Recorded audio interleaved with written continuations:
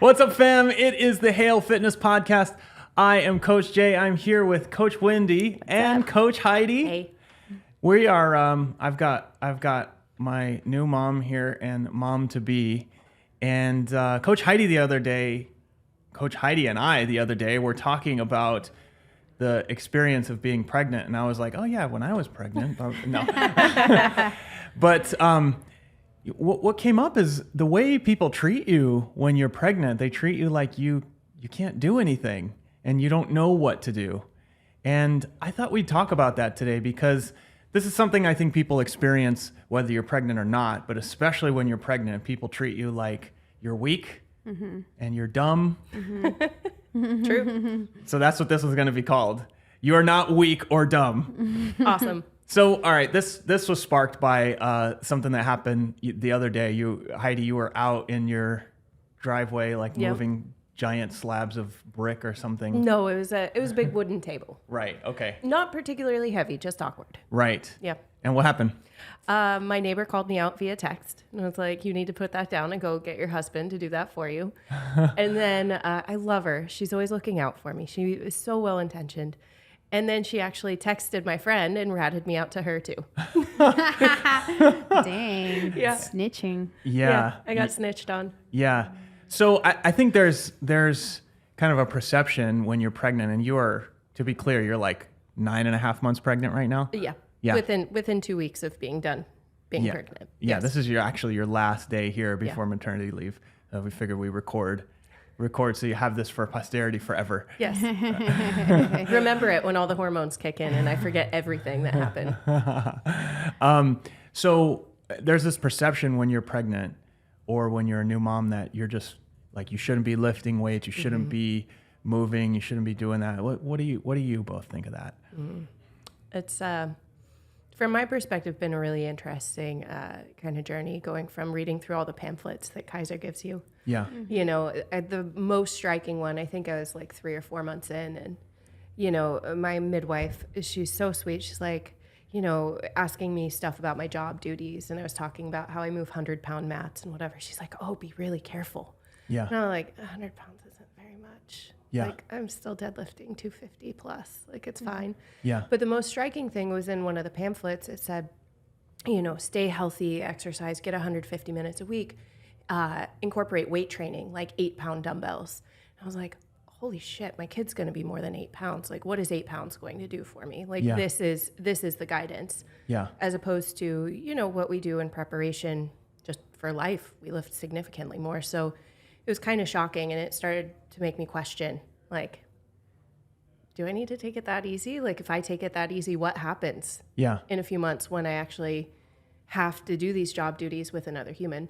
Yeah. You know? So, yeah.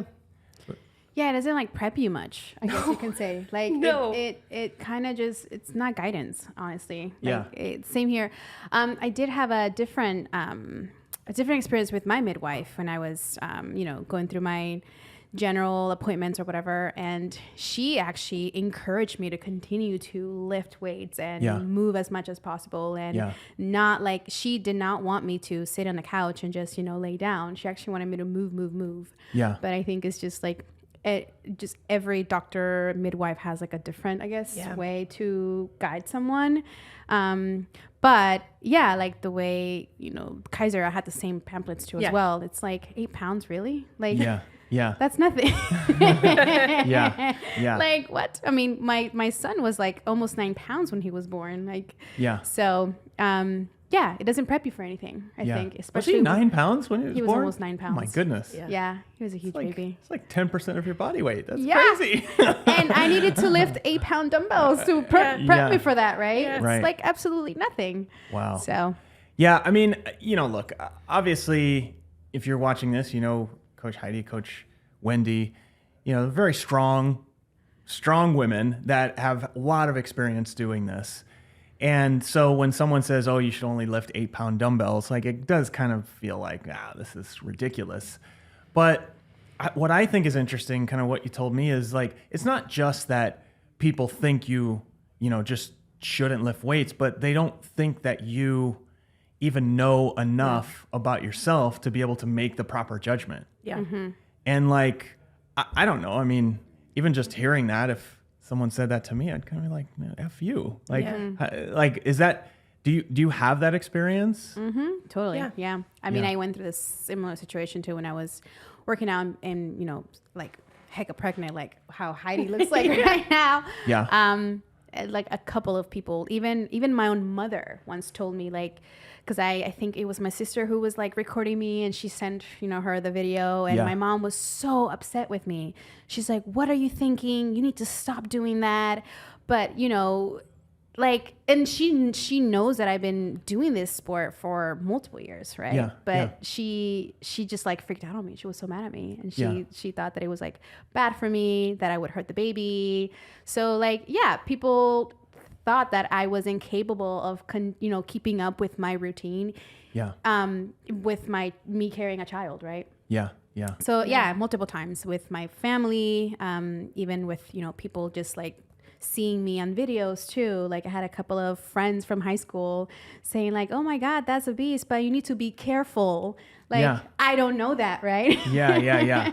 You know, so that's like the things that would kind of trigger me. Yeah. Like if I didn't know that I needed to be careful, right? Yeah. So Yeah. similar. It's not like you were playing rugby or something. Yeah. So yeah.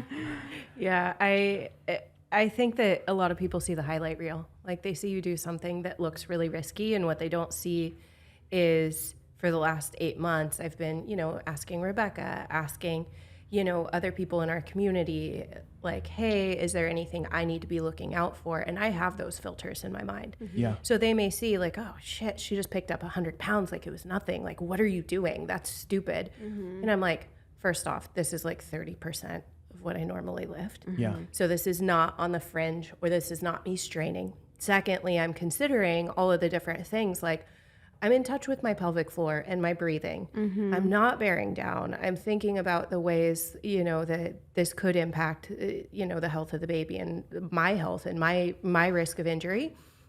And before I do something, I risk assess. You know, I'm not going to do something reckless. It's like these things are all really well thought out. And also, you know, sometimes you have to perform things that are outside of the scope of day-to-day. My day-to-day training, super boring. I spend a lot of time connecting, so I know I don't get hurt. Spend a lot of time mobilizing, so my back doesn't give me trouble when my body is shifting. Like, what's more taxing to me is putting on my socks and dealing with the fact that I am carrying this giant 20 pounds of weight in front of me all day. It's not the 100 pounds I picked up and squatted. Yeah. And I think when people see the highlight reels, like it's so shocking to them because it's outside of their experience. But the harder part is just the day-to-day boring stuff. Yeah. Like, that's way more taxing on my body. And I think to be clear, there are real dangers when you are pregnant of things that you could do that could potentially harm you or harm your child. I think what kind of would trigger me, and what, you know, I kind of saw when I talked to you about it, is the assumption that you don't know about that. Yeah. The assumption that, you know, you don't know what's safe. And I mean, you said this when you actually delivered. It's like, actually what you feel and what you've learned can tell you more than what somebody outside of you can tell you, right? And I think people really discount that, and they just kind of move towards like, you know, better safe than sorry. Don't do anything. Yeah. But I mean, that's no way to live your life for 9 months and beyond. My goodness. Right? Yeah. And I think that I said this multiple times too when I would have, you know, conversations with our members. I more so not did it because I wanted to tell myself that I'm still a badass, right? Even we're carrying a child, but more so for my mental health, because I would go crazy if I stayed home and just sit on the couch and just lay down, right? Yeah. Oh, But it's more so for me to stay calm, you know, get my hormones under control, especially on those rough days where you're running out of breath by just getting up the couch and you know, getting back down. It was more so for me to like be okay for those last few weeks of being pregnant. But I more so did it because of that. But people don't see that, right? Unless they ask you. Yeah, absolutely. Yeah, it's kind of like you have this movement practice that you have for years and years and years, and it makes you really aware of your body. When it feels good, when it feels bad, when your breathing feels good, when it feels bad. All of a sudden you have this human that's moving your organs around, and you have this new filter. And if I think if I were to stop and like sit on the couch, one, I feel worse because my body's not moving. But like I'm going into the biggest athletic event in my life. Like Yeah. when's the last time I did a 3-day workout that involved, squatting, pushing, all of these things. Breathing. And breathing while my lungs are like being compressed by this giant human. And it's the unknown. So if I go into this less prepared because I'm not connected to how my body should move, I'm not in touch with what my breathing feels like now with this giant belly, I'm not in contact with how my hips feel and how they feel open or closed or what's going on. Like, I think that's just such a huge detriment. Yeah. And so Hopefully your marathon is not that long. I For 3 hope days. it's not 3 days. Yeah. I'm planning the mental toughness side of it. Like, hey, if I got to go 72 hours, I can do this. I can breathe. I could be fine. But like, let's just hope it doesn't. Yeah. I'd like to fit. It's like when you do Murph and you think it's going to take you 5 hours because it's a million Longest things to Murph do, and then ever. you're done in like 45 minutes. Non-stop Murph. Yeah. That's how I feel. Non-stop Murph. So do you feel any of this, like when people kind of express this, like, oh, you shouldn't do this, you shouldn't do that? Do you like feel indignant, or you just kind of like let it go? It's kind of a mix of both. Yeah. Like I accept like, hey, you have some concern for me as a human, and I super appreciate that. And I evaluate like, am I doing something stupid? Because sometimes I am. Yeah. And there are times I do something stupid. Yes. And I will evaluate like who it's coming from. Are you coming from a position of expertise that I need to evaluate more than what I know of my body? Yes or no? Yeah.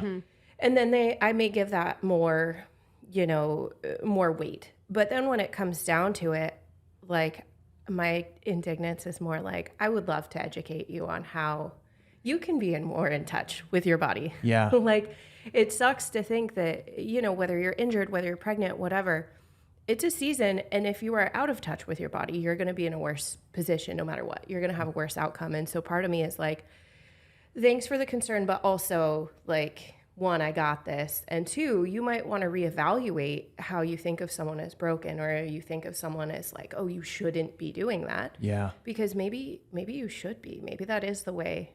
Yeah. Yeah. Oh, I love that. Yeah, I think that's a great point. And the reason I wanted to bring you both on and talk about this is it's not just about being pregnant. Mm-hmm. It's really like when you get older, for example. Oh, yeah. If you're in your 60s or 70s, so let's say you're in your 60s and you're on an airplane with your suitcase, and somebody automatically assumes that you are not going to be able to put the suitcase on the overhead bin, right? Mm-hmm. And it's just like, if you accept that, then eventually you will not be able to put the suitcase on the overhead bin anymore, because you'll be letting someone else do it for you. Mm-hmm. If you don't accept that and you become aware of what you can and can't do, then you'll know, okay, well, if my knee does this weird thing, it's going to tweak, or, oh, my shoulder's going to, know, and so you'll be able to kind of tune into that stuff. Right. You need to learn from those experiences. You can't just not do them. Yeah. Mm-hmm. Yeah. I'm curious, actually, way before you were pregnant, have either of you ever had an experience like that where, somebody thought, oh, you're not strong to do this thing, or All the time. all the time. This is like a common thing for women to have to go through. Oh, you know? yeah. my goodness. Especially a woman my size, right? Yeah. Right. I'm a tiny thing, right? I'm like... Well, maybe you wouldn't be able to reach the overhead bin. That's unrelated to your strength, but Totally, I can. And push jerk it, all right? Jump push it. press, yeah. yeah. And so this is like something you've been through multiple times. Like, how do you just let it go? Is it just like a normal thing? I find You're it like, hilarious. Yeah. I find it really funny. Like Yeah. I giggle inside, and then until, they see me like, lift or do a workout, I just give them a smile and a stare at them like, yeah, that's what you thought I couldn't do. Yeah. Right. So Yeah. at first I would take it personal, right? Because it's like, oh, just because what you see is you have already a picture of what I can do, what I'm capable of doing. right. But now, like over the years, it's just funny to me. Yeah. Yeah. I just giggle. I tend to giggle. I don't take it as Yeah. personal. Yeah. Yeah. That sucks. Mm-hmm. I mean, you spend all this time training, and people just assume, But it is kind of nice being kind of the underdog in a way. People kind of underestimate what you're capable of. Yeah. And I'm not going to say sometimes that doesn't have its advantages. Yeah. Because sometimes it does. Sometimes you're like, oh, I need your help. But it is really funny when someone's like, oh, are you sure you can get that? I'm like, I just moved it all this way. Yeah. Like, what do you mean? Am I sure I can do this? Yeah. You know, or someone underestimates you and you can laugh at them. And then like they'll go off doing their thing and think they're all macho. And it's usually men, sometimes women. And then you just do the thing and they're like, wait, how did that happen? Yeah. Like, Yeah. So this kind of concept of like people looking at you as weak and dumb, this is just a thing that happens. Oh, Oh, totally. yeah. That sucks. Totally. Yeah, it was funny the other day. My husband's coworker was over. He was helping us paint the house. He has a side business, and he was insisting that he does all this work and like move this heavy stuff in the backyard. I was like, no, I got it. Like I put it here. I'm paying you to paint. I'm not paying you to do this random yard work. Like you don't have to do this. Yeah. This is my to-do list. It's cool. So I'm like moving this heavy planter, doing all this other stuff. He's like, no, I can do it. And I'm like, no, it's fine. And he looks at me, he's like, what do you do for work? I was like, right. Like you aren't aware that I'm around this environment so much. And I think these people that doubt are not used to seeing humans that spend 8 to 10 hours a day, every day, watching people move, moving their own bodies and practicing this. Yeah. Because like the level of mastery that comes with that is just different than what anyone else understands. Yeah. Yeah. Yeah. Yeah. And it is a practice. Yeah. And to a large extent, in a day-to-day life outside of where we are, it's unnecessary. Yeah, totally. Right? Except when it is. Yeah. Right? There's times where you're just like, oh, I cannot lift this thing. I cannot, whatever, I can't dump the water in the water jug thing, right? Or, I can't move this big thing. I have to go get a neighbor to do this thing. Yeah. Or I can't, climb up on this. It's a matter of independence. Yeah. And if you're in a position where you find yourself not being able to do a thing that like other healthy humans can do, you have to sort of reevaluate. Like, maybe I need to do something about this. Yeah. We had just an hour ago, what did she say? She was 68 years old. We had a 68-year-old climb the top of a rope. Oh, a yeah. 12-foot yes. rope. Cool. Yeah. Yes. Yeah. 68, Yeah. right? Like, that's pretty amazing. Yeah. And 68 with a shoulder injury too. Yeah. yeah. Yeah. And in the same class, a 63-year-old climbed to the top of the Yeah. rope, right? So you're in your 60s, you're able to climb 12, 15 feet in the air. Like, think about how the strength that you have to be able to do that and how that's going to apply to everything else in life when you're 70, 80, 90 years old. And if you ignore that stuff, then you lose it and you will never Yeah. get it back. If you don't practice it, Yeah. it doesn't happen, and it doesn't have to be this perfect situation where you're always doing these crazy feats, but you have to be confident enough that you can do this so that when the life thing comes up, you have your independence. Yeah. Yeah. Whether you're pregnant or not. Yeah. Yeah. Right? Yeah. So, I think, the title of this was kind of weak and dumb. And the truth is, like, you don't have to be weak and dumb, Yeah. right? Like, other people, if they see you that way, you can take advantage of it, like you do, I'm sure. I'm sure both of you ladies have taken Sometimes. advantage of this. Strategically. Yes. Only when it's like, yeah, I really don't want to do that. Yeah. With, kind of weak and dumb men that maybe... Yeah. But also just like, if you accept that as a label that people put on you, or, you're surrounded by that all of the time, then it will start to change how you view yourself and you'll be less capable. Yeah. And that's really why, stronger people are harder to kill, right? Yeah. So, anyways, anything else to add on this? No, I think just own it. Own what you're capable of. Yeah. Yeah.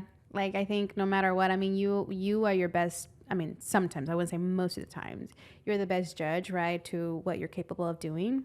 But just own it. That's what I would say. Own it. Even if you're injured, if you're pregnant, Yeah. own it. Yeah. I think that's the truth. Like, have some guardrails from people that you trust and experts that can actually assess that risk for you. And once you're inside those guardrails, like, I'm not saying go crazy or do anything stupid, but like you have to sometimes test what you can do within those guardrails. You have to sometimes remember, like, oh, I can do this, so that when you get down the road, you don't run into like, I don't know, like I haven't done that in a long time. Yeah. You know, in order to keep it, you have to use it. And once you have those guardrails from your trusted people and you know that you're in the clear, I think just do what you can to train with that. Yeah. And really, if you get into a practice of training, then you will create the awareness that will tell you like when things are not quite right. Yeah. Right. So yeah, I love it. All right. Well, thank you for joining me today. Heidi, we're going to miss you, although I don't expect that we're going to spend a whole lot of time without you. No. So we'll see you in the next one. Yep. Bye. Bye.